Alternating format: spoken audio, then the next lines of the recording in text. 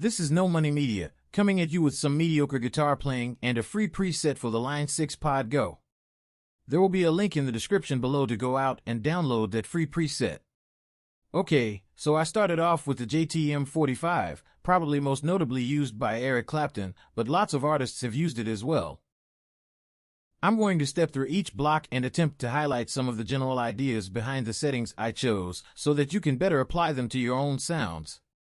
One thing to note, this started out as the jailbreak preset. Usually with the Pod Go you're limited to fewer customizable blocks. Luckily, some genius out there figured out how to create a patch without the volume and EQ blocks that are normally required. You do have to be a little more mindful of your DSP usage if you're going to make use of all these blocks. The first block I'll go into is the cab or IR block. I'm using a 4x12 cabinet from the Line 6 Allure pack, which is free from Line 6. I really like 25-watt greenbacks for almost everything. They have a very warm tone and a smooth response.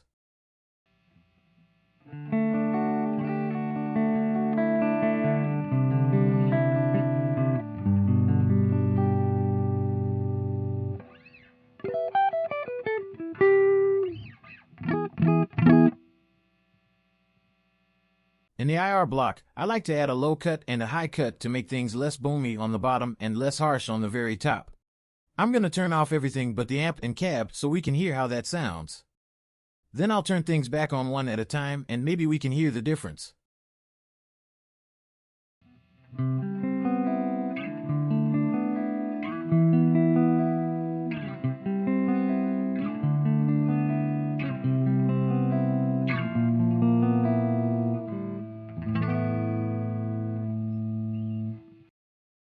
For reverb, I like to stick with a basic hall sound. It doesn't use a lot of DSP and sounds pretty natural. I like to do a high cut here as well to keep the repeats from getting in the way of the original sound.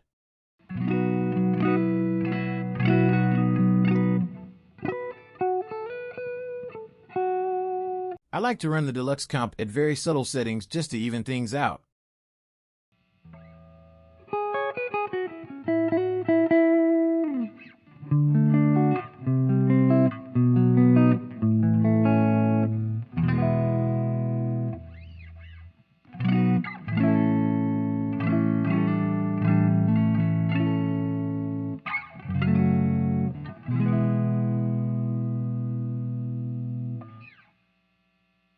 Right after the amp, I like a simple shelf EQ. This lets me rein in some of the low end.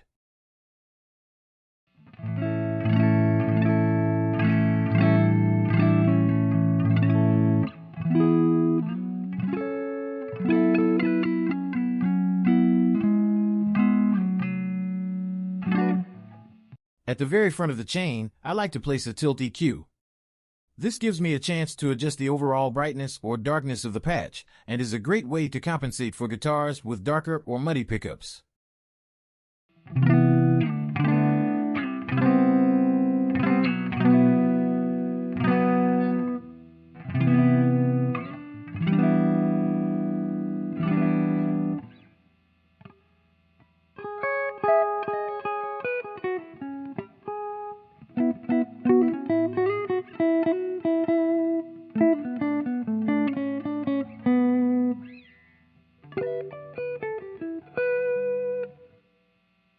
Near the end of the chain, I like to run another compressor to give things a more polished, studio sort of sound. Again, these compressor settings are pretty subtle.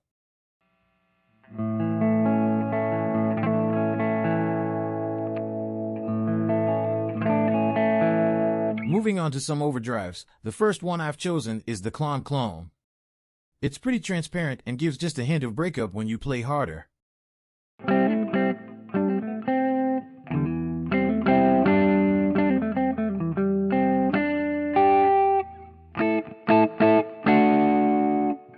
Next is the Line 6 version of the Timmy pedal, a smooth source of higher gain sounds.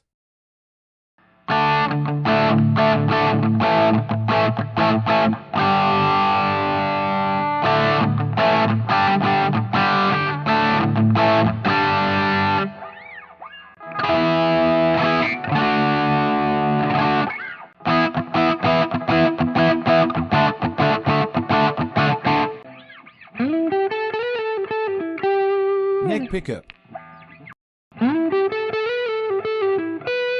You can also roll the volume down to get it a little cleaner.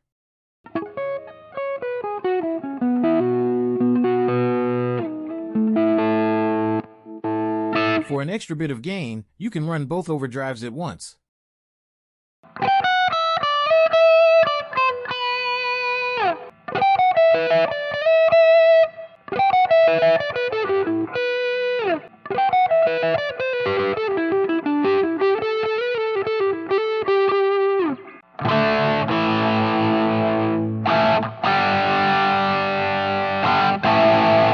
Turning off just a Timmy takes us back to a great all-around sound.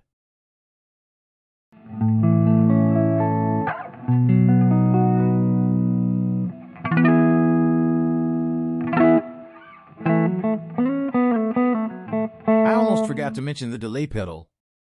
I like to use the simple delay because it's light on DSP. I like to keep the timing and feedback set very low, just enough for one repeat. This adds a little depth to the sound without it coming across as an actual effect.